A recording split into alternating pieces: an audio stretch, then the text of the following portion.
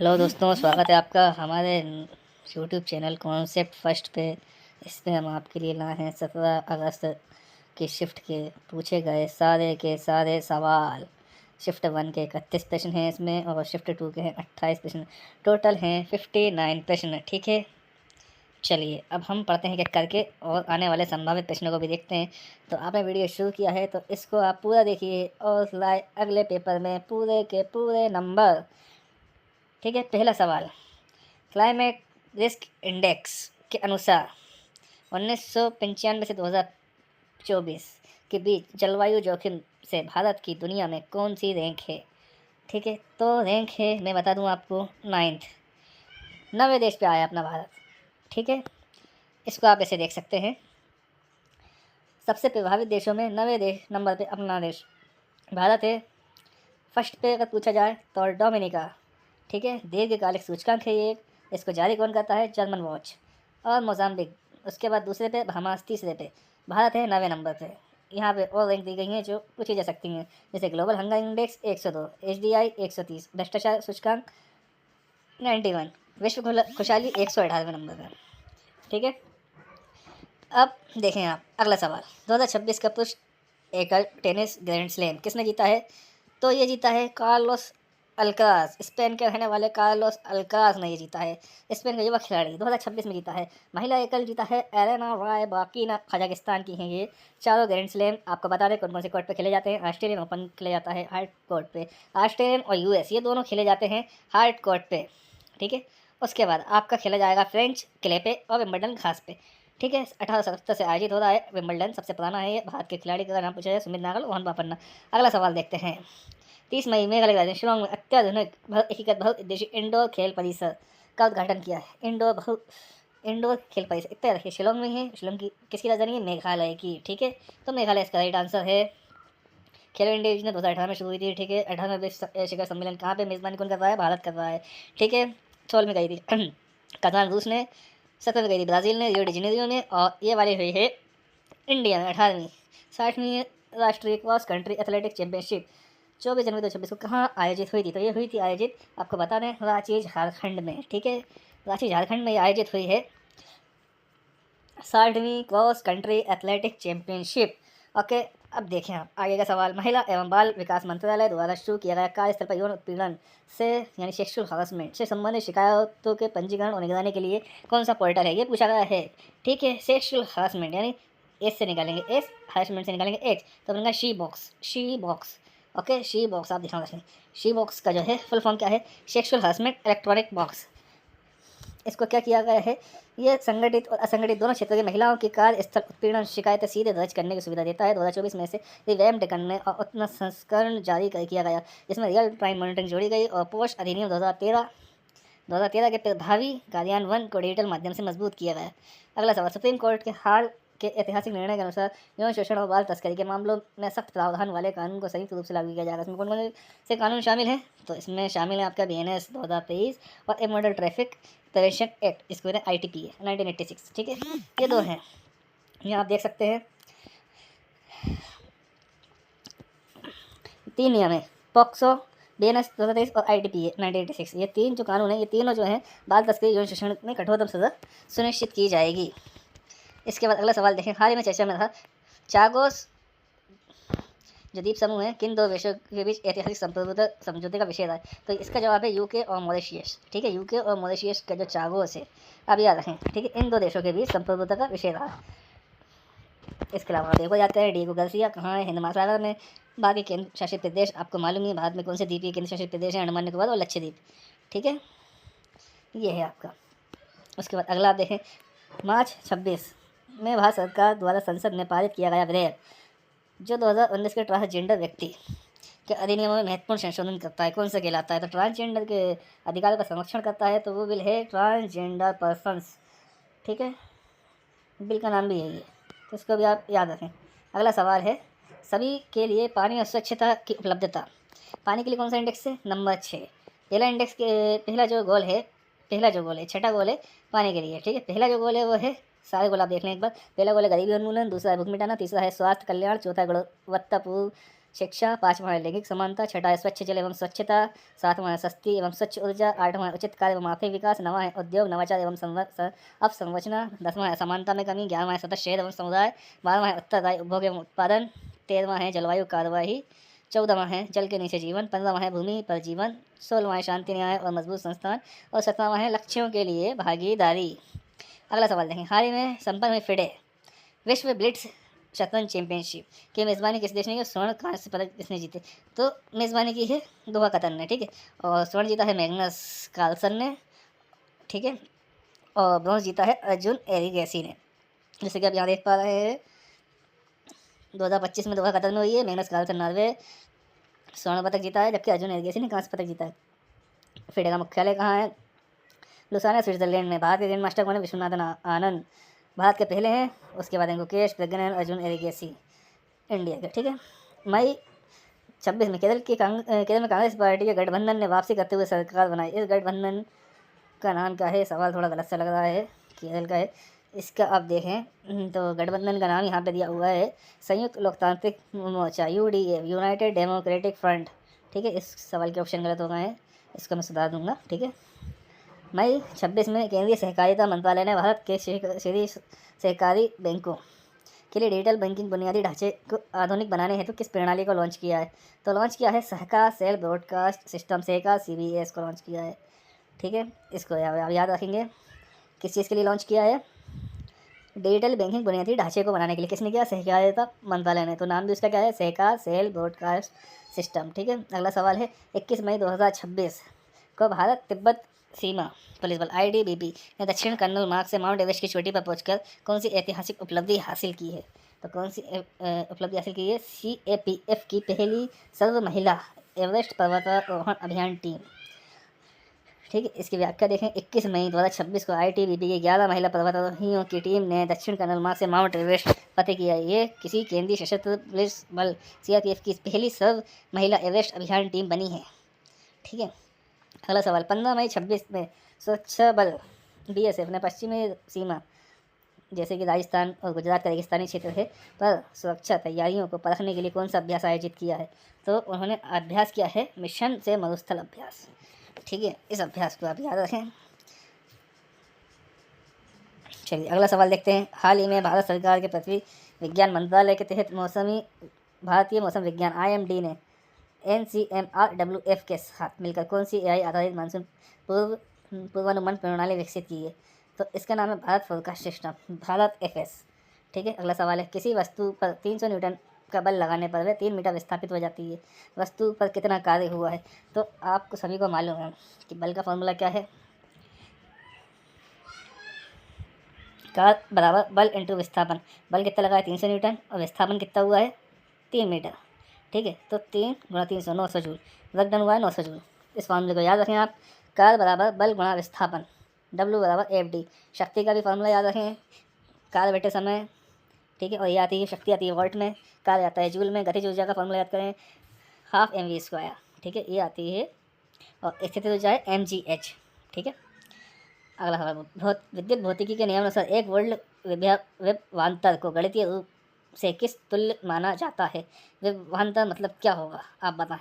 1 joule बटे coulomb. विद्युत आवेश के एक बिंदु से दूसरे बिंदु तक ले जाने में 1 जूल कार्य करना पड़े तो उन दोनों बिंदुओं के बीच विभवांतर होता है 1 वोल्ट, समझे?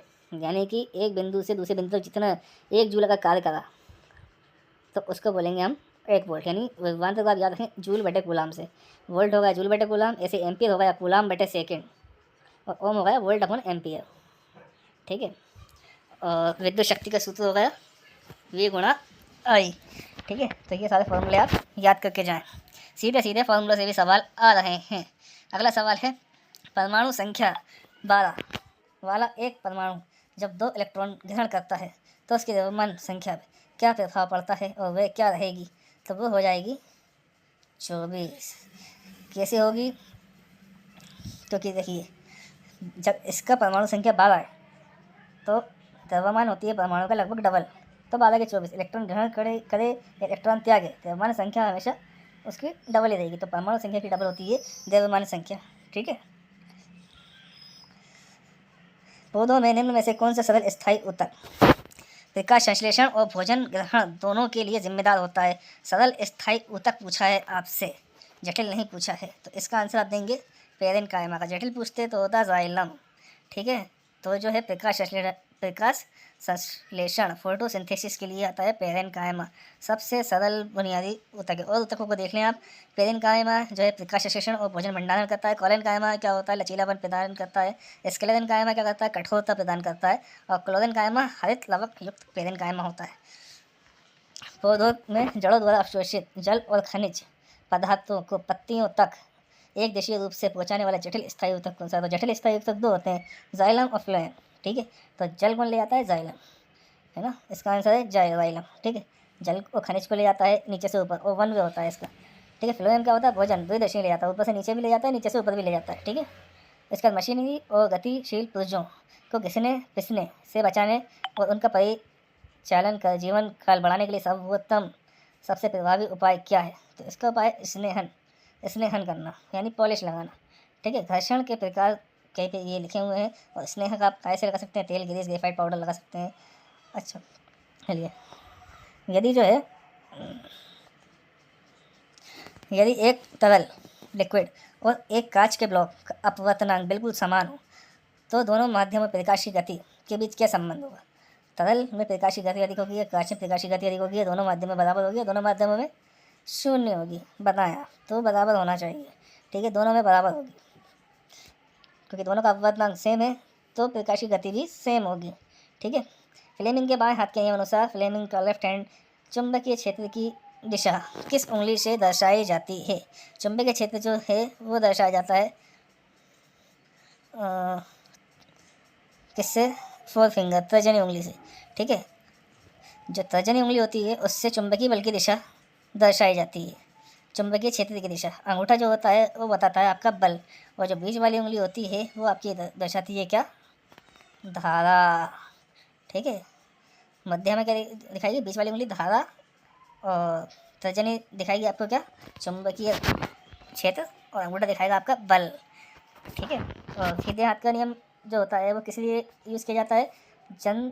जनरेटर में प्रेरित धारा की दिशा जानने, तो सीधे हाथ का नियम, और बाएं हाथ का नियम मोटर में बल की दिशा जानने है। तो ठीक है, अगला सवाल है, ये भी साइंस से है। मानव रक्त में ऑक्सीजन की सबसे अधिक मात्रा में परिवहन किस घटक द्वारा किया जाता है? तो किस घटक द्वारा किया जाता है? सबसे ज़्यादा परिवहन कौन करता है ऑक्सीजन का? हीमोग्लोबिन करता है। ठीक है, हीमोग्लोबिन में बनकर सबसे ज़्यादा परिवहन किया जाता है, लगभग 97 से 98.5%। ठीक है, और WBC को सुरक्षा करता है। प्लेटलेट जो होता है रक्त का धक्का जमाने में सहायक होता है।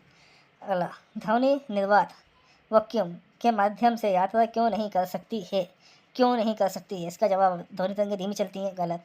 ध्वनि को यात्रा के लिए कणों के माध्यम की आवश्यकता होती है। सही है ना, तो इसका जवाब होगा बी। कोई ना कोई माध्यम चाहिए ध्वनि को, इसलिए वो वैक्यूम में यात्रा नहीं कर सकती है। इसकी चाल होती है 343 मीटर पर सेकेंड, हवा में पानी में बढ़ जाती है। जैसे जैसे ठोस में जाती जाती है ध्वनि की चाल बढ़ती जाती है। 27वां सवाल है, जल में तिरछे कोण पर रखने पर पेंसिल मुड़ी हुई और पारदर्शी क्यों दिखाई देती है? क्यों दिखाई देती है? आप बताएं। क्योंकि तेल का अपवर्तनांक पानी से अधिक होता है। ये ऑप्शन गलत है। क्यों? इसका सीधा आंसर अपवर्तनांक। ठीक है, इसमें क्योंकि सवाल में नहीं दिया है, या तो सवाल गलत है, ऑप्शन गलत है। अगर कोई भी सीधा है कि पेंसिल आपको जल में मुड़ी हुई क्यों दिखाई देती है? क्योंकि अपवर्तनांक के कारण। ठीक है, क्योंकि चालों में अंतर आ जाता है इसलिए। जब आयरन की कील कॉपर सल्फेट के घोल में डालते हैं तो लोहे की कील पर किस कलर की परत जमा होती है? तो लोहे पर लाल भूरे रंग की परत बन जाती है कॉपर सल्फेट में डालने पर। ठीक है, इसको सक्रिय श्रेणी को याद रखें।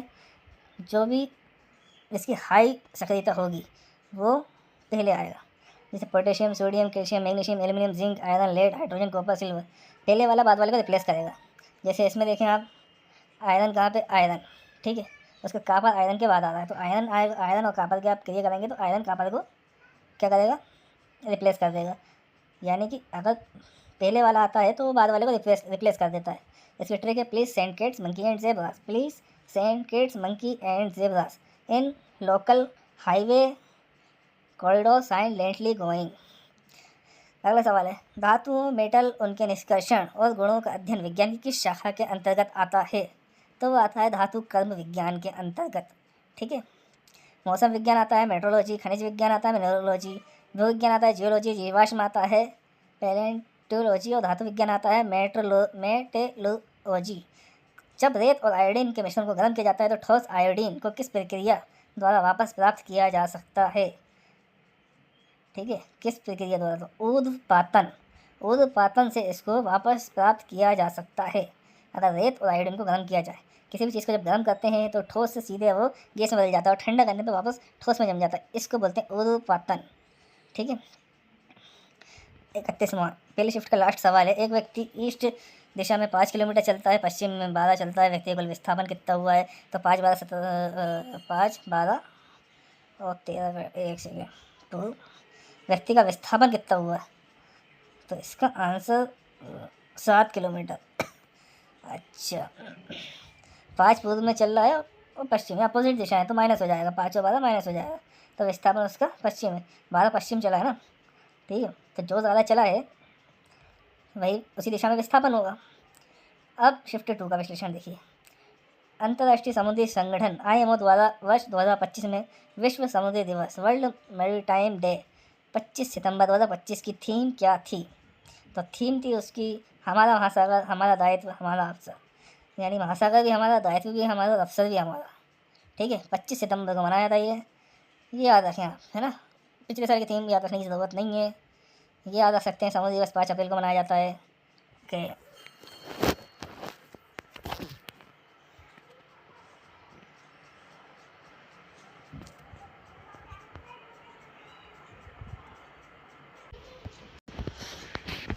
वर्ष 2026 में भारतीय महिला क्रिकेट टीम की कप्तान और भारत सरकार द्वारा देश के चौथे सर्वोच्च नागरिक सम्मान पद्मश्री से सम्मानित किसको किया गया? हरमनप्रीत कौर को किया गया है।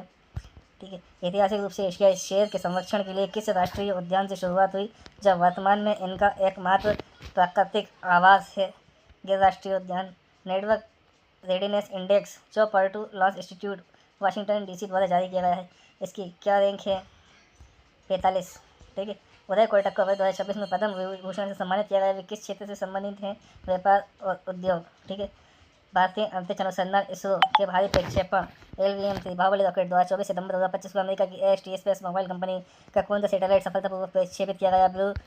Blue bird block 2। ठीक है, अगला सवाल। बैडमिंटन के प्रतिष्ठित थॉमस कप के क्वार्टर फाइनल मुकाबले में भारतीय पुरुष बैडमिंटन टीम किस देश को से हारकर बाहर हो गई है? फ्रांस से। जॉर्जिया के महान कुश्ती कोच व्लादिमीर मेस्त्रिश्विली को भारतीय कुश्ती को वैश्विक स्तर पर प्रशिक्षित करने में उनके असाधारण योगदान के लिए वर्ष 2026 में किस क्षेत्र में पद्मश्री से सम्मानित किया गया? खेल। DRDO द्वारा सितंबर 2025 में सफलतापूर्वक परीक्षण की गई अग्नि मिसाइल किस प्रणाली से लॉन्च की गई थी? रेल आधारित मोबाइल लॉन्चर प्रणाली। नेट जीरो और कार्बन न्यूट्रलाइजेशन के लिए लक्षित प्राथमिक कार्बन उत्पादक औद्योगिक श्रेणियों में निम्न में से कौन सा क्षेत्र शामिल नहीं है? बैंकिंग उद्योग। फरवरी 2026 में नई दिल्ली में आयोजित AI इम्पैक्ट समिट के बाद बांग्लादेश, कोस्टा रिका और ग्वाटेमाला जैसे कई नए देशों के शामिल होने के बाद नई दिल्ली डिक्लेरेशन और AI इम्पैक्ट का समर्थन करने वाले देशों और अंतर्राष्ट्रीय संगठनों की कुल संख्या कितनी हो गई है? 91। अंतर्राष्ट्रीय AI सहयोग को मजबूत करने के लिए 16 जुलाई 2026 को स्थापित संगठन को World Artificial Intelligence Corporation Organization में भारत को किस रूप में शामिल होने का निर्णय लिया गया? पर्यवेक्षक। ठीक है, पुणे के किस प्रतिष्ठित कॉलेज विश्वविद्यालय में अगस्त 2026 में यूनेस्को के सहयोग से महिलाएं कार्य के भविष्य का नेतृत्व करते हुए women leading the future of work विषय पर अंतर्राष्ट्रीय सम्मेलन और कार्यशाला आयोजित हुई, जहां लैंगिक समावेशन और कौशल हेतु यूनेस्को चेयर भी स्थापित की गई? तो यह है SSPU, symbiosis skills and professional university. संसद के विशेष सत्र के दौरान सितंबर 2023 में पारित 131वां संविधान संशोधन विधेयक, जिसे लोकसभा और राज्यसभा में महिला आरक्षण को औपचारिक रूप देने के लिए बनाया गया, संविधान बनने पर किस नाम से जाना गया? तो ये जाना गया 106वां संविधान संशोधन। ऑस्ट्रेलियाई तैराक कैमरन मैकेवॉय ने हाल ही में 20.88 सेकंड का नया विश्व रिकॉर्ड बनाया। यह रिकॉर्ड किस तैराकी ट्रैक इवेंट की लंबाई से संबंधित था? 50 मीटर। ठीक है, केंद्रीय बजट 26-27 के प्रावधानों के अनुसार शिक्षा से रोजगार और उद्यमिता हेतु उच्च स्तरीय स्थायी समिति का नेतृत्व मुख्य रूप से कौन सा मंत्रालय करेगा? तो इसका जवाब वित्त मंत्रालय। राष्ट्रीय शिक्षा नीति 2020 और बजट 2026 के अनुसार राज्यों को कितने विश्व स्तरीय विश्वविद्यालय पब्लिक प्राइवेट इनोवेट हब स्थापित करने में सहायता की जाएगी? 5। भारतीय सरकार का कौन सा सांख्यिकी निकाय हर 2 वर्ष पर लैंगिक भागीदारी के आंकड़े और स्त्री और पुरुष भारत में नामक रिपोर्ट जारी करता है? सांख्यिकी और कार्यक्रम कार्यान्वयन मंत्रालय। इंटरनेशनल क्रिकेट अलायंस का मुख्य सभा और विश्व क्रिकेट सम्मेलन का आयोजन कहाँ हुआ? नई दिल्ली। पौधों में संवहन प्रणाली में जाइलम और फ्लोएम के परिवहन की दिशा के संबंध में निम्न में से कौन सा कथन सही है? जाइलम एक दिशा और फ्लोएम 2 दिशीय। ठीक है। भौतिक विज्ञान एक अवतल दर्पण फोकस दूरी -10 3 गुना आबादित पृथ्वी में बनाता है। दर्पण सूत्र क्या है?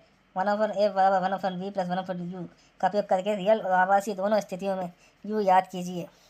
तो क्या होगा? वास्तविक बनाएगा -13.33 सेंटीमीटर और आभासी होगा -6.66 सेंटीमीटर। दर्पण सूत्र का उपयोग करेंगे, है ना, और इसको लेके आएंगे। u क्या होगा? -40/3। इसको आप देख लें फॉर्मूले से, ठीक है। 1/f दर्पण सूत्र से हल करेंगे तो u का मान निकलेगा -40/3, ठीक है। मानव कान को मूल ध्वनि और परावर्तित ध्वनि के बीच एक स्पष्ट प्रतिध्वनि सुनने के लिए न्यूनतम कितने समय अंतराल की आवश्यकता होती है? तो कम से कम 0.1 सेकेंड होना चाहिए, ठीक है।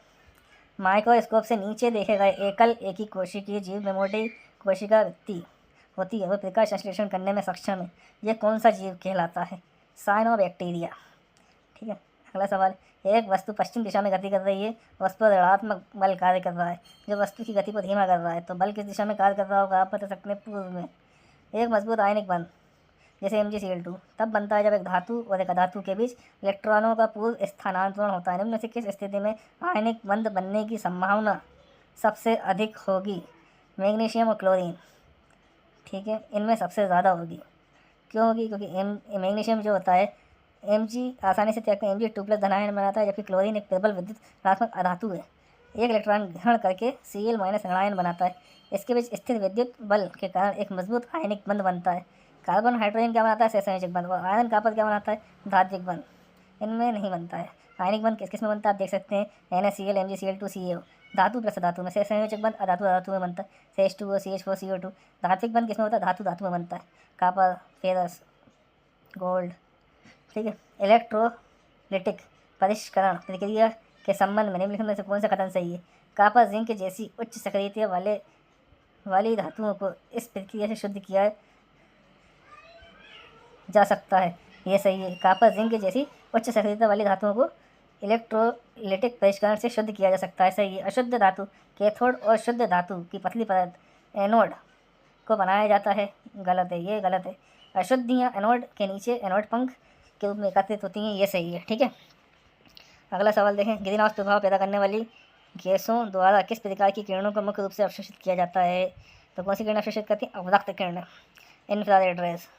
ट्यूनिंग स्ववृत्त त्रिभुज में और हवा में स्वतः होने वाली सामान्य ध्वनि कंपनों द्वारा किस प्रकार की तरंग उत्पन्न होती है? तो इसका आंसर है अनुदैर्ध्य तरंग, ठीक है। ध्वनि तरंग, अनुदैर्ध्य तरंग, अनुप्रस्थ तरंग, प्रकाश और जल तरंग, ठीक है। तरंग समीकरण क्या है? चाल बराबर आवृत्ति गुणा तरंग दैर्ध्य।